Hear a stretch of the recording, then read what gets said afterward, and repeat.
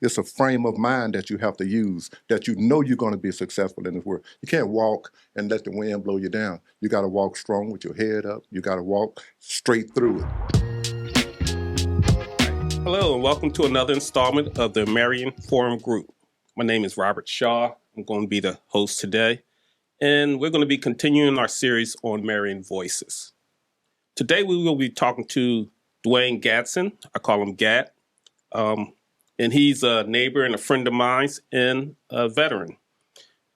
Thank you for joining us today. Well, thank you for having me. So, Gat, to start this off, can you tell us a little bit about yourself and your service to our country, what you did, and all of that? Well, my name is Morris Gatson. My middle name is Duane. They call me Gat. I joined the Navy in 1977. I did 3 years active duty. I did 2 years active reserve and 1 year inactive reserve. So my wife was a military personnel also. She was a lieutenant in her military career. And also we have a daughter that's in the military. So we're a military family. We was all Navy.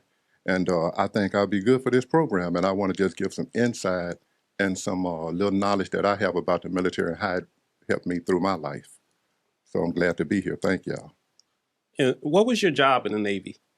My job in the Navy, I was an electrician. I was an electrician's mate. I was a third-class electrician. And I used to service putting generators and things, synchronizing generators, and sometimes I worked on some of the captain and XO's boat. I was stationed over in Scotland, and we would do the running system, electrical systems, and all of that for the military service. And I was the electrician. And where were you stationed? I was stationed in Holy Loch, Scotland. And also, after I left Scotland and moved on in my Navy career, I was transferred to Norfolk, Virginia, and I was in Norfolk, Virginia for the rest of my time in the military. That's very interesting. So we're going to go into another section called transitioning from service. Can you describe the challenges you face when transitioning from military service to civilian life? My transitioning was a culture shock thing because I had been in the military and I wasn't sure if I wanted to retire in the military or stay in. And so at my point when I was getting out, I wasn't sure what I wanted to do, but I did have some guidance because I was an electrician and I knew that the world needed electricians. And the military helped me as far as with my electrical experience, because 1 year in the military as an electrician was better than 5 years as a civilian as an electrician, because your years in the military is stronger. And so 3 years could be like a 15-year out. So once I got out of the military, I had some good reinforcement because I was an electrician and I knew that I could make it in life with that trade. Yeah. So when you went in, did you plan on being an electrician to use it when you got out? Is that something that you planned? Yeah, I planned on being an electrician, but also I had planned on being a basketball player because I was a good basketball player. And so I wasn't sure what I was going to do with my life. I was high school kid, 17 years old. I graduated high school when I was 17. And I was told that I could go in and be an electrician. I could possibly make the basketball team. And plus, I was able to support my family. I was supporting my mother and my mother. My mother had 6 kids. So I was able to start an allotment and do all the things that the military had provided for me. So I was well equipped when I got out. I kind of knew what I wanted to do. Yeah, you mentioned supporting your family. What rank were you? I was a third class.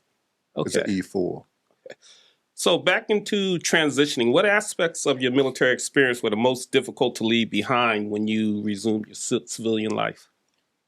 Well, my most difficult part to leave behind was the friends that I had met, the people that the military is more different than any part of life that you'll ever go through, because like in the military, like if a crew is going to go to someplace, then the captains and the XOs and the military upper people, they'll know.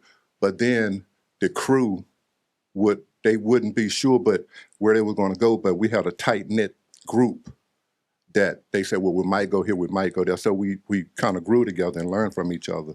And then so when we got ready to get out of when I got ready to get out of the military, the growing and the learning that we had done together, it seemed like it was just going to disappear. And then I had to start all over again as far as like getting out. And I knew I was going to miss these people that helped mold my life. Yeah, it's a good family experience to build on. You build a lot of friends when you're in the military. I can attest to that in my personal life also. So when you return to civilian life, what was the greatest challenges that you had to adjust to? The greatest challenge that I had to adjust to was that, like I said, I had started an allotment with my mother to help with our income. And so I had to figure out how to continue to help support my family. So, and then I was after I got out, I stayed in Norfolk, Virginia. I didn't go back to Louisiana. So I didn't know anybody in Norfolk, Virginia. And so when I got out, and then I knew I had to help support my family. So I went straight into looking for me a job, and I happened to get a job in Newport News Shipyard. And then I was able to keep up with my, support my family. And plus, with the Newport News Shipyard, it was another Navy experience because I worked on submarines, and I was back to the military, so I was back to what I knew. So the military helped me get acclimated back into the military environment, and that was nice for me, and I was comfortable. Yeah, that's a important thing to have as a military veteran. You're used to a certain regimen. You're used to doing things a certain way. In some civilian jobs, they don't offer that. And then there's even the problem that when you work with other civilians, they're not used to doing things a certain way. So when you come in, you have a regiment, you're used to doing A, B, C, D, and they're not used to that. It can sometimes be hard. So I feel exactly what you're saying. Did you have a feel that you lost any excitement? Did you lose anything getting out of the military? I don't think I lost anything because I didn't look back at it before as I was losing anything. I felt like I gained a lot because I was young. I was 20 years old when I had gotten my honorable discharge. And I went to work in the shipbuilding company. And the reason I say I felt like I had gained a lot is because once I started working out in the civilian world, me graduating high school and my mother taking care of us and teaching us discipline. And then when I went into the military, they taught us discipline. Then when I got out, I had already had all of this discipline. And then so the Navy, the shipyard, they already knew once they hired a veteran, they get money back from hiring government workers because they already know that we have something that's disciplined that's going to fit into what they are looking for. So they are looking for leaders. So me being a young man, I was always like I was older. Where did you get this experience from? So the military helped me in a way that I didn't know they was helping me because they taught me discipline. And then when I started working for these different companies, and then I got around other veterans, then we was all the same, so we could build up a company from all the experience that the military had gave us, and we had that good drive because we were young in this world and we had to support our families. Yeah. Interesting. Good segue for me. Family. Did you meet your wife while you were in the military? I had been out and I was working in the shipbuilding company, and my wife was going to Norfolk State as she was going to become an officer. So she was in the ROTC program in college. So she was in college at the time that I met her, and I was already out of the military working in the shipbuilding company. Very interesting. All right. So this next section is something that we don't talk about enough, I think, because mental health and well-being of the vets is something that's really important to me and to a lot of people. Many veterans experience changes in their mental health after service. How did you cope with any mental health challenges or PTSD or anxiety, any of that? Did you have that? I think I had experienced probably a mental part of it because once I got out of the military, they had trained me to do all of these things, to work on generators and do different things. And then when I got out, I didn't have that same stuff that I needed to work on. So many military people get out of the military and then they was trained to do certain things. And then once they got out, the military didn't teach them how to handle getting out from it. They taught them how to do it. And so once I got out, I had to figure out the best I could of how to take my military time and put it with civilian time, and then to make it kind of match together. But that's where the veterans or the VA come in at, because sometimes you can't handle things on your own. And sometimes you think you can probably do something, but sometimes you need somebody with a degree to help get you through some things. So if you had somebody that was trained to be a sniper or whatever they was trained for, so once they got out, the military didn't teach them how to not be a sniper. So the military, in some cases, can help you. Like I had, for instance, one of my veteran friends. The VA person told him to become a hunter. And then so deer season, he would go and hunt. So when he had that urge for whatever, so they would teach you how to handle situations, because they are veterans at it. They know how to handle it. They are professionals at it. So you can't go out there and try to do it yourself. So once you get out of the military, you need to go to a veteran organization so you can get the help. You may not even know you need the help, but it's good to talk to a professional, because they provide good services for the help that you don't know that you might need. That's a pretty good answer, because my next is leading me right into my next question. My next question is, what role, if any, did a therapy or support groups play in your post-service life? You talked about the VA helping you and what they did. Wanted to get a little bit more into that. What actually did you do? Who did you have to call? Did you have to visit people? And would you recommend them to other veterans? I would recommend them. Also, as you know, I cut a tendon in this finger while I was in the military. And so the military, they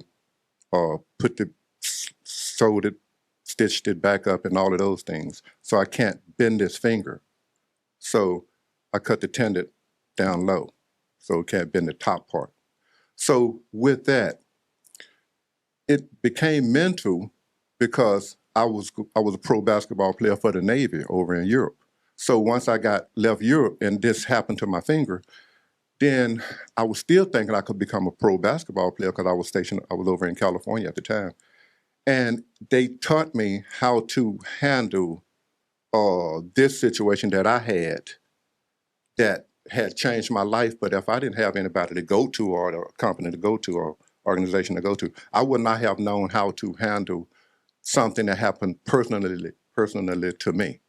And so the support that they give you, it is helpful for whatever happens, whatever your situation is in the military. They got support, VA groups, different organizations that can help you make your transition from the military to life smooth. And you definitely need that, because you can't talk to anybody that wasn't in the military, because they may not understand. You need to talk to somebody that understands.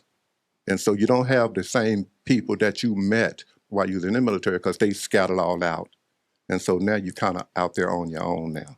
So that's why VAs in different cities is a plus, that, that they even have. If you can't get to them, they got a transportation system to get you to them, because they want to help you and support you also. You're doing an awesome job, because you're leading me right into my next questions. But before I go to this one, did you have to do physical therapy and mental therapy? What did you have to do for you? I had to do physical therapy, because when it first happened, they gave me one of the little squeezing things and said to squeeze this to get the strength back in it. And then I did that, but I was always saying I could not bend that finger. I was so close to getting out of the military at the time that I did not have surgery on this finger. So before I got out, they did the physical, in my medical records and all of that. They put it in my medical records. And then what the VA did, I didn't even have to get deep into it, but they knew what was happening. And then so they automatically gave me a 10% for this finger, and then they boosted it up 20%. So they are trying to support you, even in ways that you don't know that you're getting that support. Mm-hmm. So I'm thankful for going to somebody, because who could you go to? You can't go to your cousin, can't go to your daddy, can't go to your mama. You need somebody that speaks the same type of language that supports the people that don't know that language that they all speak. So that was good for me. Speaking of language, you just put a term out, 10%, 20%. I'm sure our producer, David, sitting over there, probably has no idea what you're talking It about. moved to 20%. I understand that, but Yes. can you explain what 10% and 20% is? 10% of my disability is that you get I don't know how a finger goes, but first it was at 10%, and then after they did a reevaluation, which was a couple of years later, they moved it up to 20%. I had nothing to do with that. I just went to the veteran and they say, well, okay, we're gonna move this up to 20%. And so it's nice to have your medical records once you get out. So if you do your military time, take your military records with you. You could always order your medical records through the U.S. Government, U.S. something.gov. Then you could always get your medical records, because you should have your medical records, because they could read them better than you can and get you ready for outside life. Right. So a little bit further, 10%. So that means you lost 10% of the functionality of what you could do with your hand. Yes. 20% where you're at now. 20%, yes. So next section, we was talking about mental health. I just wanted to throw out some stats there. If you're a veteran in crisis or concerned about one, connect with our caring, qualified responders for confidential help. Many of them are veterans themselves. And you can call 988 and select option 1, or you can text 838-255, or you can go online, you can start a confidential chat, and you can get more resources at veteranscrisisline.net. That's very important. The suicide rate for veterans is very high in this country. Between 2001 and 2021, the suicide rate went up about 392. The amount of veterans that commit suicide each day, that's a number that astounds me. From 2001, it went from 16.4 people commit suicide a day. That's veterans. Up to 17.5. That's a lot. The one good thing I found, I got some stats on this, is that in 2019 and 2020, the veteran suicide rate did decrease by years from 307 and 343. So the last few years it did go down, but prior to that it was going up. I think the VA and all of the programs that we got is making a big difference. There's a lot of other organizations that's outside the VA. When I was in Texas, it was a Mission 22 that was all about veteran suicide awareness. So if you have somebody that needs some help, please call in, or make sure, if it's not the veteran themselves, you know the veteran, you see they're having problems, let's make sure we can get them help. So we're back and we're talking to Duane Gatson, or as I know him, Gat. And we're going to go into a new subject. We're going to talk about relationships and family life. And how did your relationships with family and friends evolve after you left the military? And were there any surprises in how you were viewed, your service, or your transition? How did that go? The surprises that I had was that when I met a person that was had never been into a military, then they were so much more unorganized than the military people were. So when I would go play basketball in different little places, I could tell somebody that was an ex-military person because they was more of a leader type of person. And so I was glad that I had one in the military, because as soon as I had gotten out, and I did play basketball while I was in, then I kind of was able to see the difference that the military had made me into, because now I could recognize leadership and I could recognize non-leadership.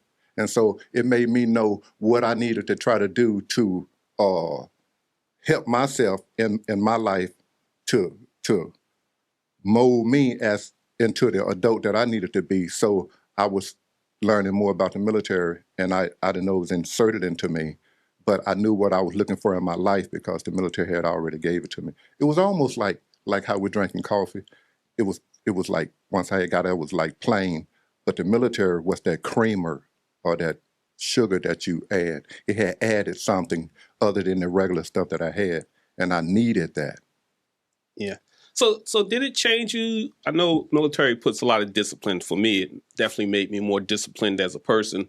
But you, for example, today when we were coming here, or yesterday, I called you and you said, "Hey, I'll drive," and I was like, "All right, we're gonna leave at this time." We were like, "No, we're gonna leave at this time." We got here an hour early. Is that something Yes, that the military put in you? yes. I felt like if you're going to be a leader, then you can't come late. If you're going to be a leader, because people will recognize a leader, because a leader don't have to go and say, "Hey, I'm a leader, I'm a leader." It's a bright light that shines on you already. So you don't have to go and say, "I'm this, I'm this, I'm this." You don't have to do it in that because it's already inserted. So if a leader, like when I first got out of the military and I was living in Norfolk, Virginia, I had no family there. I didn't know anybody in Norfolk, Virginia. So it instilled me as a leader because I did not drink and drive. I didn't do no drugs and drive. I didn't do any of the things that would mess up my life, because now my mother and all of the people that depended on me, that liked me as or how I was in the military, then I was supporting people. So I couldn't do things like go and be driving unstraight and different things, because I had people depending on me because I knew that I was a leader. And then so you don't want no leader to be doing things that you don't expect a leader to do, because first thing somebody will say, "Well, I know he didn't do that because that don't sound like Gat." So I didn't do them things because I wanted them to look up to me, because I was a good young man to look up to, because I had faced some realities and then I had got my reward from it, because it took me to the next step. And every day that I got up, I knew I wanted to go to another step, and I was in a place that I didn't know anybody. And then I had to, perform and make life, good for the ones that I helped supported.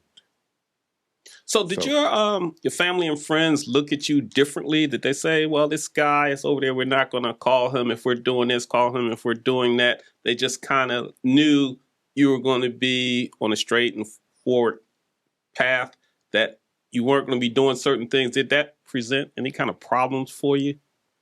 it didn't present a problem to me, because, let me say it like this then, because it didn't present a problem to me because I want them to be able to call me. Don't call it the second person or the third person.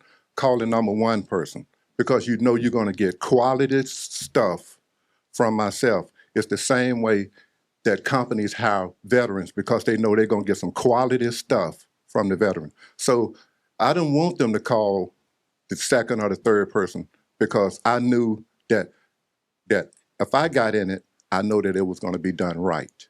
I didn't have to worry about going back, fixing it, because the military, one thing the military also teaches you is that you check, you look, you make sure, then you take a step. You check, you make sure, and recheck, and then you take a step. You don't just go run through it. So they know that if they call me, or if I call them, then they was like, "Oh yeah, Gat called me," because they know they was going to get some good stuff. So did you get that also from being an electrician? Because I know in the building trades, they have a thing, measure twice, cut once. I worked on aircraft, so it had to be right. If I Yes. launched the aircraft up and it wasn't right, somebody could lose their life because the plane could crash, not only killing the pilot, but the plane coming down on the ground could hurt somebody. So it seems like your family did very well with you readjusting, you coming back out the military, because they knew what to expect from you. What advice would you give to veterans that are struggling to reconnect with their families that don't have what you have? I think that once, for veterans that have disabilities, because also in the military, you have to listen to the military people. Let them talk to you once you get out, because if you never been in a place or a thing, and another person has been in it, they can't explain to you their way, and you can't explain to them their way. So you have to listen. So like New Year's parties, for whatever reason. And then they have the fireworks going and stuff. If your military person say, well, I don't want to go there because now they hearing all these noises and different things, it may make them react different than somebody that was not in the military. Right. So if they say, I don't want to go, you can't say, oh, no, you need to go. Well, want you to go, it's going to be a nice celebration because you don't know what the loud noises and the stuff might. And so you let them gradually get back into society and let them, talk to the people that they need to talk to, and then be a listening ear, and then don't rush anything too fast, and then just let them accolade back into life real smooth and comfortable. Right. You're talking a little bit about people with PTSD and how certain things would could trigger them. You didn't serve during wartime, is that correct? Right, I did not serve during wartime. So when I was I served at the beginning of the Gulf War. So we had, I was in England, we had to send planes over there. They asked for volunteers to go. I was about to volunteer, and I said, nah, I think not. But I had to send equipment over there, had to send planes over there. And a couple of my friends went over, and they told us stories about Scud missiles flying over their head. I don't know if people remember back then, but they had no control over those missiles. Usually in the Air Force, which I was in, we don't get close to the action. We launch the planes full of bombs. They come back empty. So that was kind of a good point for the servicemen that were over there. But that was a little bit scary for listening to the guys talk about them bombs coming down and the rockets going up and the Patriot missiles that they were firing to try to shoot them down, what we were doing back there. So that's good for you that you didn't have to deal with that. We're going to go on to another topic now. Did you career in education? So it seems like you didn't do this because you had a plan when you went in. You knew you wanted to be an electrician. You got that training. You came out. You were an electrician. But a lot of people don't do that. So they're looking for, when you first go in, they say, hey, I want to do something different. You may not know what you want to do. Mm-hmm. You're supposed to go to a recruiter. They ask you what you like to do. And then from there, they say, okay, this is what we're going to have. I told them I liked aircraft. So they had me guarding the aircraft for the first 5 years. I'm like, that's not the like that I want. I want to actually work on aircraft. So I got to change over to be a crew chief. So did you, just ask anyway, did you do any further education or new career after service? Because you can get the GI Bill when you're in the military. Did you use that? And you talked a little bit about this already, but how did your military career and skills translate to civilian service? It translated into civilian service because even as a child, when I was a little guy, I could remember that I wanted to be an electrician. I don't know who I seen or whatever reason made me want to be, but I can remember, I don't know how old I was, but I would put my finger, kids don't do this, but I can remember putting my finger into a light socket. And sometimes I got shocked and sometimes I didn't. You don't try. I didn't understand why. And then so I was younger. So I realized that to be an electrician, you would not be working in the rain, because electricity and water does not go well together. So once I got with the military and then I scored high on the electrical part of it, then now I realized that now they have any type job, trade that you wanted to do in the military. And so once I was able to go to the electrical schools for the military, then that was right down the alley that I wanted to go down. So I was really interested in learning it because this was a skill that I could have for the rest of my life.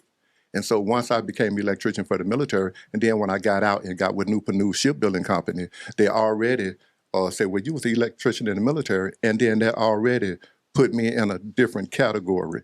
And so the skills that they gave me and the skills that they had that I wanted, it matched my life. And to this day, I still do electrical. At this time right now in my life, I'm still doing electrical. I'm still learning. You constantly learn because electricity constantly change. And then the military, they looking for quality people. So if you could prepare before the ladies or the guys go into the military, prepare yourself to go in and kind of know what you want before you go in. And then that's going to be easier for your transition because now they'll know what you want, how you want to do it, and you'll know what you want, how you want to do it. And now the match is made in heaven. So Yeah. You touched on something I found pretty important. So once I went into my career after the military, um, once I moved up, I started doing interviews. So I would interview people coming in to work. And anytime they said they were ex-military, they went to the top of my list right away because I knew they had the discipline. I knew they had the resolve to Yeah. do what we needed to do because I worked in an oil refinery. You had to do everything correctly. You couldn't skip any steps. And that's something that the military teaches you to follow it step by step and make sure you're doing it right. So you was in the oil area, so you couldn't slip past nothing. I could not. So during our break, you talked a little bit about this. I want to bring it back. How can employers better support veterans entering the civilian workforce? So you talked about, before you get out, what you should start doing like 6 months before you get out. And I thought the military had that when I got out, that they start looking at your career development and planning on what you could do. Mm-hmm. But let's talk about that a little bit. So what can you do entering the civilian workforce? Well, entering into the civilian workforce, as an ex-military person, like I said, you have that light already on you. So when a company hire you, they not sure what they're going to get. But once you come into that company and they see that you have all of you have the respect, you have your gig line straight. I don't know if people know what a gig line is. Yeah, you want to explain what military gig line. Let me show you what the gig line is, because all military people, you may not, our producer may not know this, but all military people, no matter what military you was in, you always have your gig line straight. And this is what a gig line is. And you do this the rest of your life once you get out of the military. It sticks with you. If you're 100 years old, you still do it. Okay, what the gig line is, I don't know if you can hear me, but what a gig line is that, I don't have my shirt in my pants, but the gig line is that your belt buckle lines up with your zipper. And then your zipper, if I have my shirt in my pants, lines up with your shirt. So you straight all the way down. So that's what the gig line is. So whenever you look at military movies or anything. Could you hear that, David? So all military people knows about the gig line. And so it's just something that's in your life. So once you do get out of the military, well, back to your point. If I go work at a company and then they see that I come into that company with my hair, however it needs to be disciplined, I'm clean cut, my clothes are nice. Once they see that, and then now they want to know, how could I get some more people that's like that, whether they be male or female? How could I get somebody more of that group or type of people? So now they see another veteran, then they get another veteran, and then they get kickback from the government or whoever because they hired veterans. And then now, if it's something good, who don't want more good stuff? So now they get another good veteran. They start getting veterans, then that's going to make that company rise up just from how veterans run the country and run their stuff and they run their lives. So it's always good to have a veteran because it gives the other groups something and somebody to look up to that you could trust. Yeah, that's true. A lot of veterans, when they go to an interview, you can tell right off that's a veteran. I could walk down the street a lot of times, look at people and tell if they're a veteran just by their appearance and the way they act. The acronyms that people use, that's one of the things you have to stop kind of doing because a lot of civilians don't do that. But it's also just knowing that you're going to get a quality person that really cares about what you're trying to do. So that's a good thing.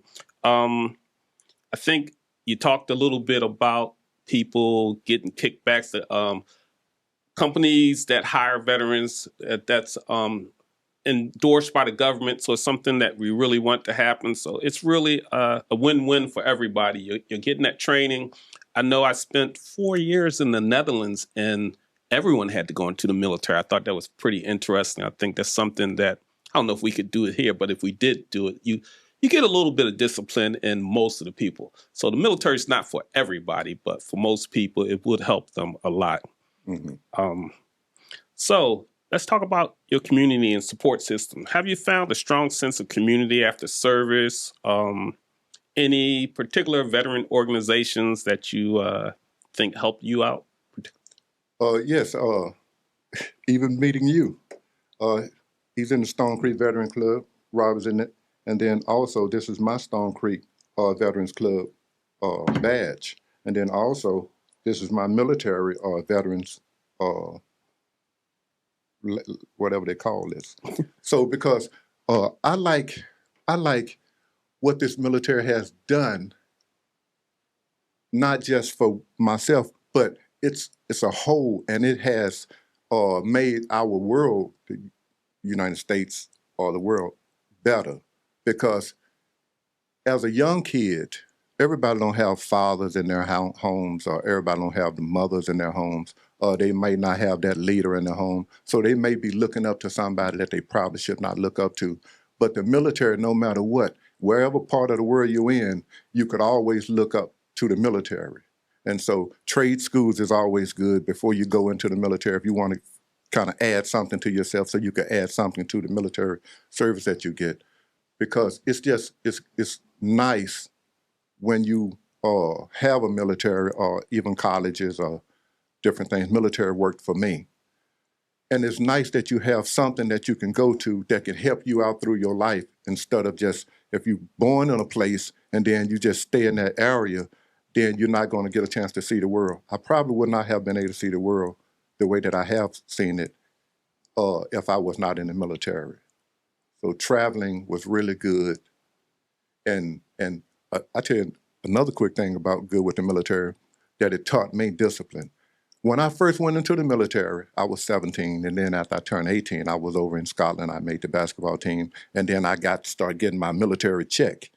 Well, I was so happy to get my check that I went and I spent up all my money the first month. You got paid once a month. So I spent up all my money. The next time, I spent up my money, but then what I learned after I had spent up all my money, it started to teach me discipline, because then that way I would like get paid and then I would save some money because I know I had only gotten paid once a month. And then what the military did is that they provided food for me. I had warmth from where we were staying, and then so I was still able to watch, do my military stuff, had a place to stay, ate every day, and I was broke. So I learned how to save some money, and it taught me as I got out of the military and things, I was always able to save some money because I learned from the military. If you spend all your money up from the jump, and you out here in the civilian world, then you might not have all these resources that the military gave me. So it was really good to transition that they gave me, and I needed it. I needed it. That was kind of my experience also. So when I first went in, you come in with a suitcase of clothes. They take that suitcase, they throw it in the closet. They say, don't worry about that. You're going to boot camp. They give you everything that you need. So you have a place to stay. You have all the clothes that you're going to wear. Yep. You have food, and they're going to teach you your military life. So you're right. When I got that first check, it was gone in no time. Luckily, I didn't have to pay for food. I didn't have to pay for a home. So I was good to go. But you had to kind of learn how to budget yourself and save some of that money, which is really important looking back. So how do you view your service today? If you look back, how do you view your military service? Is it a good thing? Was it a great thing? Sounds like it was a great thing for you. Or what do you think? It was a great thing for me. The reason I say that it was a great thing for me was that I needed something that I could go to that could help me. Because before I went in, I had a vision of how I wanted my life to be. I used to like ride around, if you got brothers and sisters and y'all ride around in your car, you say, oh, that's going to be my house when I get older. Or that's going to be my car right there. You see that Porsche. Oh, I'm going to get me a car like that. I'm going to get my house like that. So once I had that vision, then I started to wonder, well, I have to have something in order to get that. And so I knew that something I had to do. So the military was that perfect puzzle. And then basically, to me, the military to me was like a big puzzle. And then all of the pieces might look alike, but the military helped me snap into my spot, because they might look alike and all of the different things, but I snapped into my spot. And then that helped me through my life, because now I'm snapped into my spot. So now I already know. So some of the young, and this is another thing before the young people go into the military. And not only just young people, you can go in, I think, up to a certain age. But this is the other thing. You get so many people in this world that gets in trouble, that go into different things that they got into. They might do 3 years in some place that they got in trouble and they had to go to this place. They might do 4 years, they might do 8 years, they might do 10. But if you do look at it in a different direction, and then you do 4 years in the military, and some people doing 4 years in different things that they should not have done, that 4 years will help you through your life. So they'll say, some folk might say, well, I'm not going in the military, but then they'll get in another situation and do 8 years somewhere else instead of that 4 years in the military. And that 4 years or 8 years or 12 years or that 20 years in the military is so much more helpful and going to carry you through life than the other situation. So it's a frame of mind that you have to use, that you know you're going to be successful in this world. You can't walk and let the wind blow you down. You got to walk strong with your head up. You got to walk straight through it. And so sometimes you need some support. You got to have something. And the military was, for me, that helped straighten me up so I could walk strong through it. Yeah. You're touching on something I want to get a little bit more out of you, because I look back, when I was coming out of high school, or even in high school, I knew that I wanted more. And Right. Unfortunately, my family was not wealthy. So I tried the college route. That didn't work because we couldn't afford it. I did have an academic scholarship, was supposed to be full ride, but it wasn't. And we didn't have enough money. So I was in college. A couple of guys talked about going into the military. So I wanted to take the college route, but we ended up taking the military route because I figured you could get the same type of education that you Right. could get in college. And actually, you could learn a little bit more in the military with the discipline and traveling the world and doing different things. So we did that.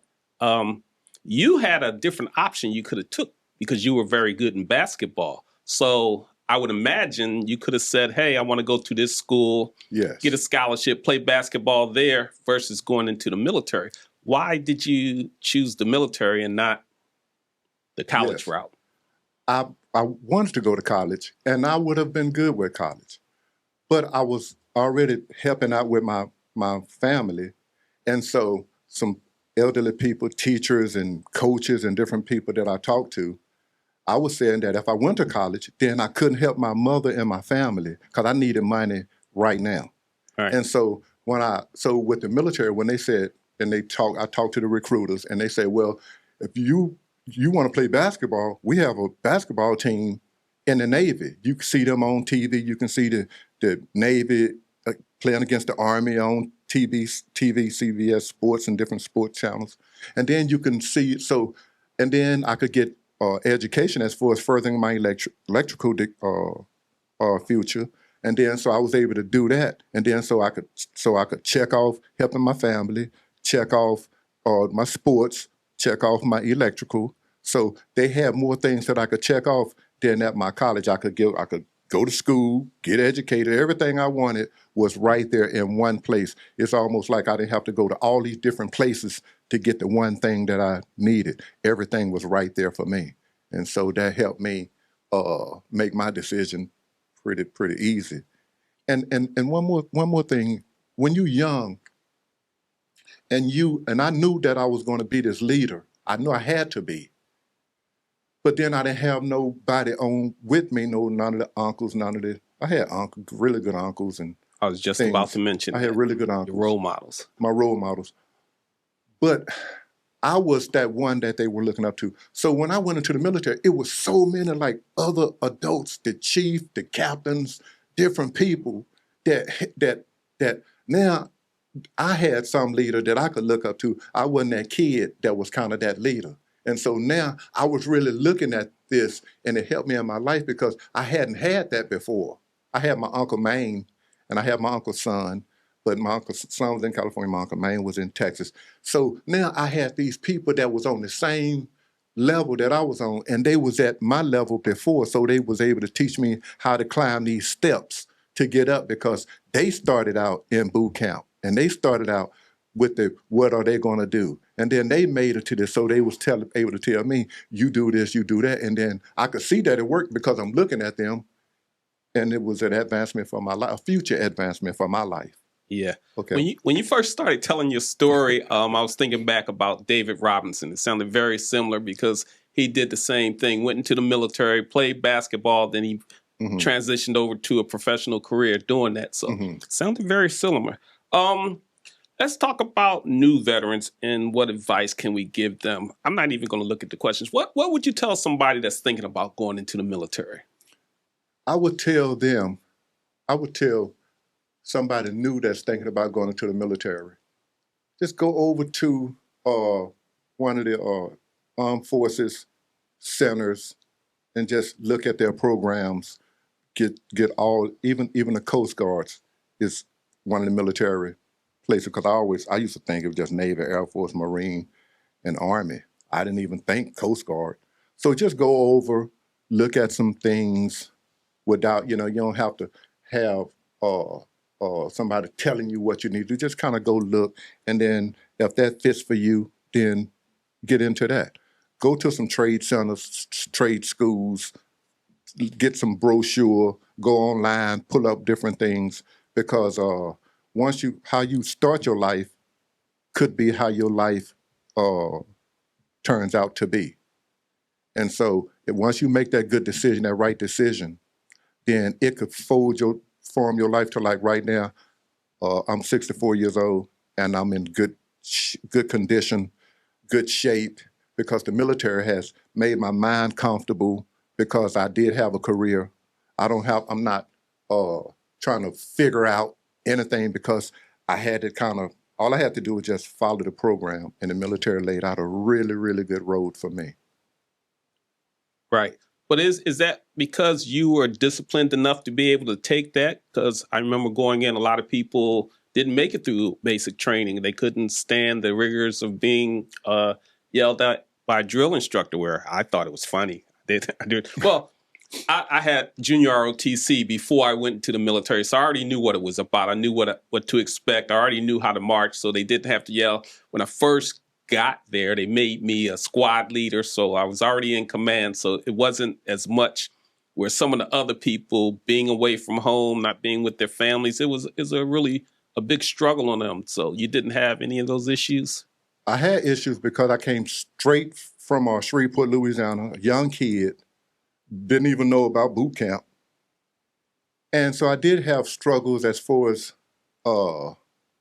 learning the military ways. I had to learn, the chief of command. I had to learn, what the president's roles was, and second in commands, and I had to learn all of that type of discipline. But I had the basic discipline, and so just with that, with my discipline part of it, I already had the basic structure of my mom saying, I'm asking you to go wash the dishes, but I mean for you to do it.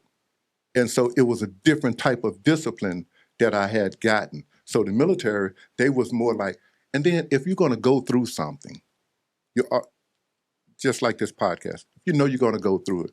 It's how you go through it. Right. So you prepare yourself to go through it. So it's the same thing with the military or just with life. You got to go through it. So it's how you prepare yourself to go through. So you already need to know what you want your ending part of it to be, what your goal is.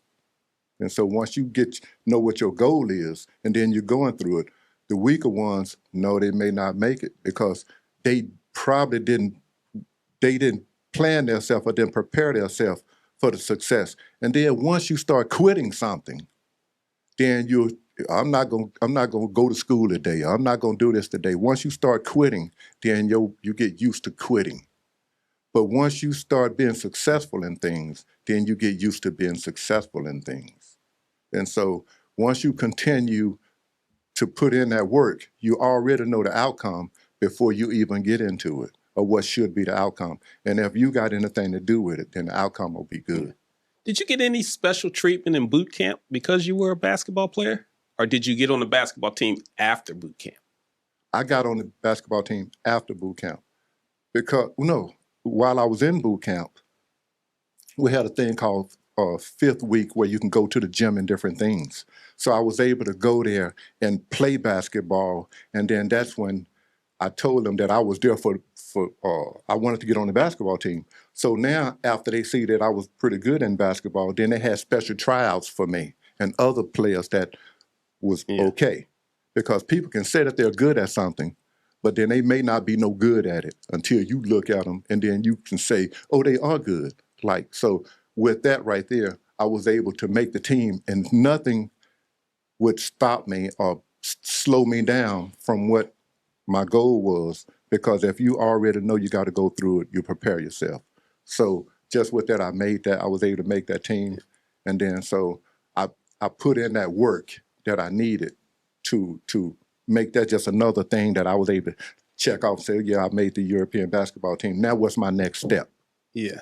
But you have a skill set that some people going into the military don't have, and that was an advantage for you. So, for example, by being able to play sports, and I'll use what you do now. So, Gat, he just started playing softball out at Stone Creek, and he never played softball before in his life.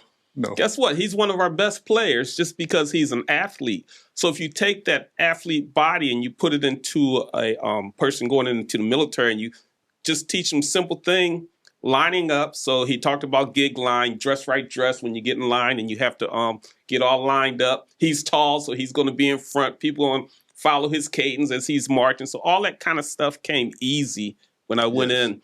And where other people, they struggled just walking, I would laugh so hard, but you'd have to try to, get them going with it. So you did have an advantage just because of that. And with you being tall and big, no one's going to mess with you, because no one messed with me when I went into the military. That's why I became a squad leader right away, because they picked the biggest people in there. So they picked a guy from New York, guy from Philly, I think Chicago. So they picked all the big cities. All right, make you squad leaders, because we want everyone else to listen to you, because y'all had to deal with some stuff we already know in your life. I like it. Let's talk about this. How do you think America as a whole can better support its veterans once they return home? And let's just go with that. What do you think we need to do differently? I think things like the podcast, for instance. You, with your part of, you let them know what websites they need to connect to, what VA or centers they need to go to get involved with, and all the connections because everybody don't live in big cities. And so now most people, even with telephones now, you could email, you can go online, you can find our different organizations, you can get into group sessions, talk to some people that's been to some things, because a lot of the VA stuff, it might be private. You might not want to talk to some of your friends about some of your medical conditions or some of your things that you might be feeling. So once you get into groups, I think the group part is good. Let me tell you this one part that helped me in the military when I was in boot camp, when we was talking about the boot camp part of it, or this stuff. You have a thing called cultural shock. Even coming into here, I hadn't done a podcast, but you have cultural shock. Getting married for the first time, or buying a house, whatever. Cultural shock. Okay, so after I had been in boot camp for a little while, there was matter of fact, I went in August 1977. A lot of people might not know this, but Elvis Presley died August 77 while I was in boot camp. And so one of the guys that was in boot camp was this big guy, and he was a white guy, big white guy. And he said to me, so he came out and he was crying. And I said, well, what are you crying for? He said, Elvis died. I said, Elvis died? So him and me had some words about it. And then so my point of that is that we had a little thing, him and I, and then so the leaders of our officer that was in charge, he had called us into the office, had a talk with us. The guy said to him, I was the first black guy that he had met from wherever he had lived. And so me, when we first got up, we used to run 5 miles in the morning. And so I was always the first one to run my 5 miles. He was the last one to get in. I wasn't doing so well in my learning of the government, the military stuff, 'cause I didn't know anything about boot camp, and he was mastering that. So what the military did for me, and I always remember this, the military, our officer said to me, that person and myself, he said, Gatson, it don't do you any good to be the first one back off the 5-mile run. And said to the other guy, it don't do you any good to make all A's on the test. Gatson, what I want you to do is get to the line, to the back of the line, and help move them up and help them get through this faster. And then, and not faster, but help them complete this on the weaker parts of their stuff. And then told him, I want you to get with Gatson and then help him do these studies. And then with these studies, help him pass. So when everybody help everybody, that's when all the good stuff happened, because it does me no good to not know the educational part of it. It does him no good to not get the physical part. So it helped me for us all to come together, because I never, of my whole military career, and I've been all over, felt no racism. Yeah, And that's military teaches you teamwork, which is a good thing. It's not in the individual; it's a team that makes it work. That's why I'm so proud to be a veteran, so proud to have served in the United States Air Force, and I appreciate when I talk to other veterans, because I know they all feel the same way. We had to go through some things. Some people go through a little bit more than others when they're in with the advent of war, or different things that could happen.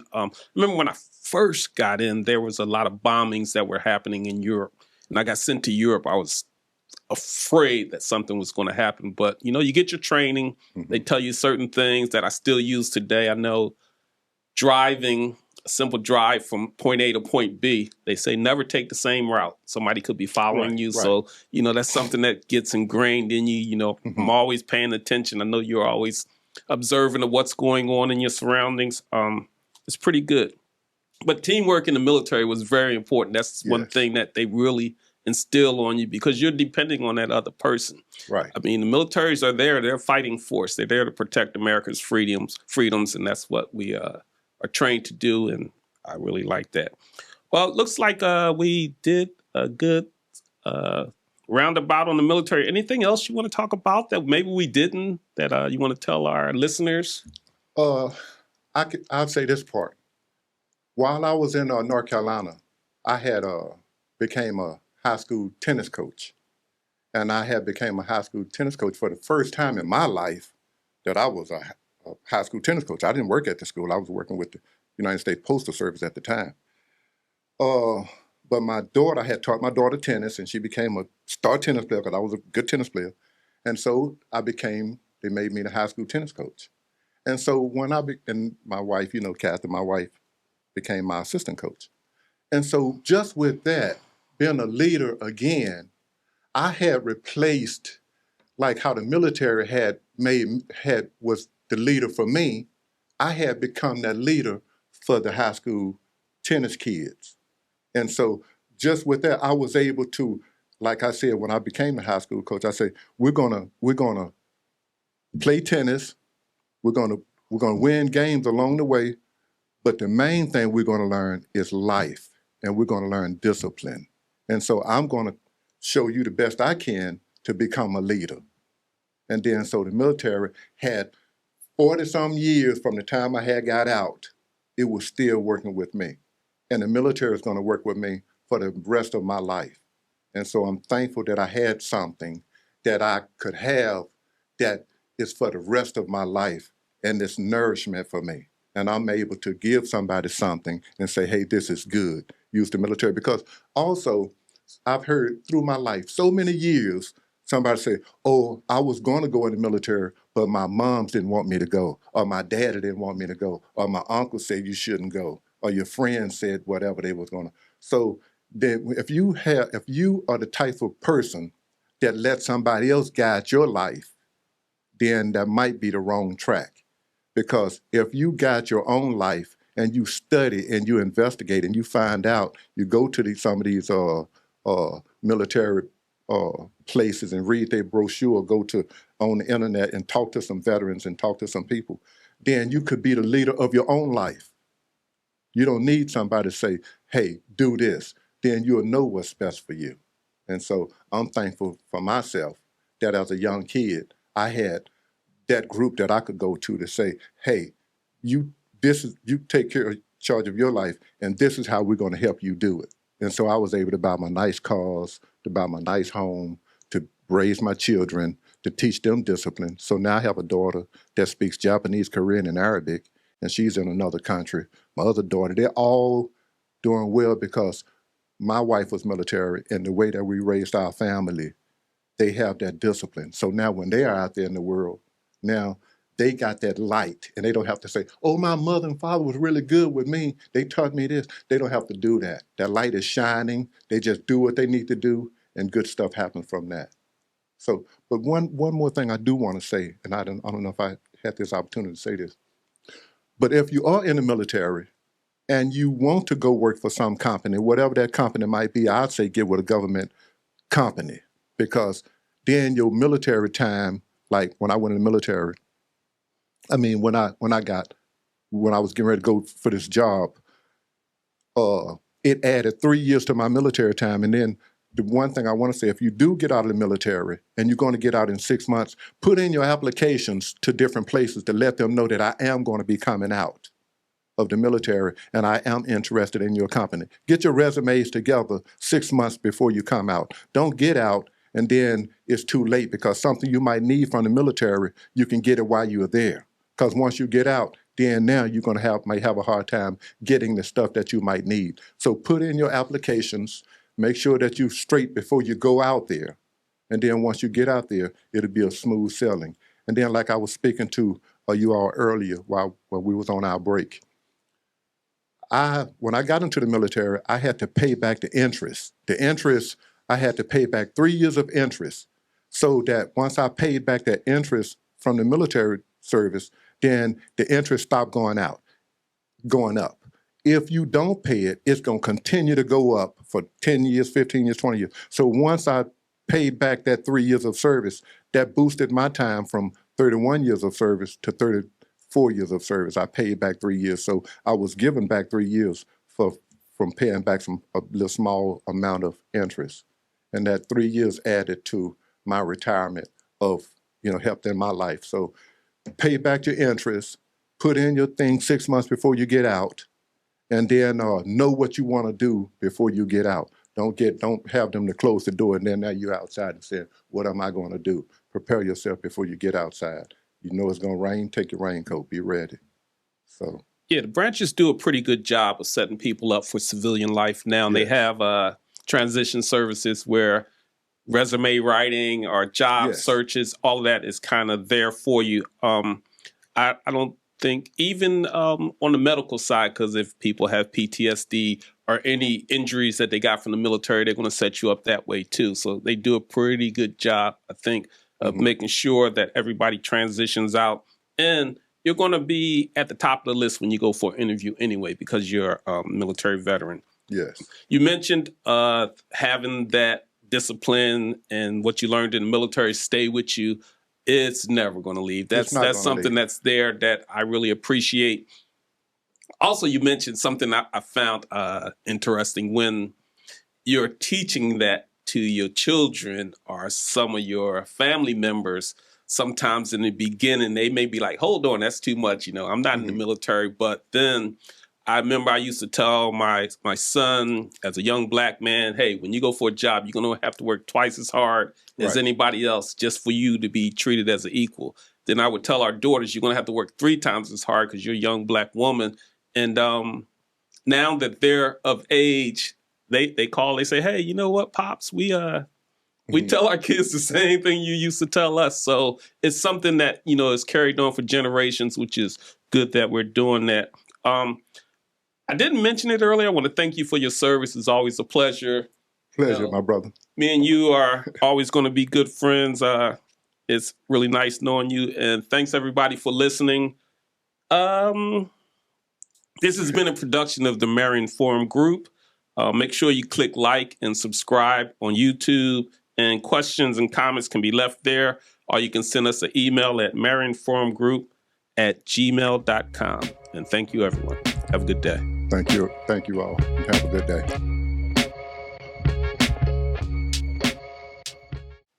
I just want to give this daughter a shout out because she's stationed over in Japan right now. This is our oldest daughter, Lachelle Shantice Gatson. And so the discipline that my wife, Catherine Gatson, she was a lieutenant. Me, I was enlisted. And then, so now that daughter was... What's her rank? She's an ensign in the United States Navy. And one of the medals, I just want to give her a shout out because if you remember when one of the ships had got sideways in the Suez Canal, yes, her job was to get these ships through the Suez Canal. That was one of her jobs. And so one of the medals here was that once she was able to get her ships through that Suez Canal, her and another admiral were the only two that received a medal for being able to keep the cargo going through the Suez Canal. But what my point is that she called my wife and me and said that she was learning how to navigate a ship through oceans. She was learning navigating. And so just with that, I can remember when she was born. I can remember when the doctor did all of this stuff. They said, I looked through that's the baby. Okay, I remember all of them things. Now, when she said that she was going to be guiding a ship through an ocean, it made me know, it flashed back to me that the military that my wife and me went through has evolved to another child. Just like if you're a grandparent, you look at your grandchild and say, if it wasn't for me, then that grandchild would not be born. If I was not in the military, my wife was not in the military, then this thing that's happening with my child probably would not be born. And so she's an officer in the military now. And I just want to give Shantice a shout out because she's just a wonderful child, and she's giving back to the world because when you go in the military, you don't know what to expect, but you give because the military is going to give you more. You may be given a crumb, but the military is that whole cake. So it's just nice when you know that you have given something that's good. And so, I just wanted to just say with my daughter, she's doing a fine job, and I'm just thankful. Is she for us. married? Yeah, she's married. Because I know going over to a Shelby. foreign country, that's something different. We didn't talk about that. We probably should have talked about that. Leaving America, going to a foreign country, living in somewhere else away from your family, that's really tough on some service people. So that's very commendable. My wife and me, we used to live in a place called Misawa, Japan, before any of our children was born. And my wife was in the military at the time. So I was a civilian. So we had a Japanese house, Japanese car, all of that type of stuff. And me being a civilian there and my wife being in the military there was a little bit different. And to see my wife that was in charge of like all of these airplanes, she was in charge of a bunch of airplanes. So I knew a whole bunch of pilots. So now with me being in the military and then now my wife being in the military, it kept me in a really good area of my life because if I was not there, then no other place that I could have been would have been better than being in the military atmosphere. And so, so I'm just thankful that how my life and our life has rolled on from this. And so now I can see like molecules, one go out, one come in. Same thing, like we have come out of the military, my wife and me, now my daughter is in it. And so now she, so it just feels good to know that, how the military is like sticking with me, not only through your gig line being straight, but just through they seen something good in us. That's why she joined. Because if it was not anything good, she would not have joined. So yeah, leave a legacy. I appreciate it too, man. Thank you for having me, man. You're a good narrator. You've done a fine job.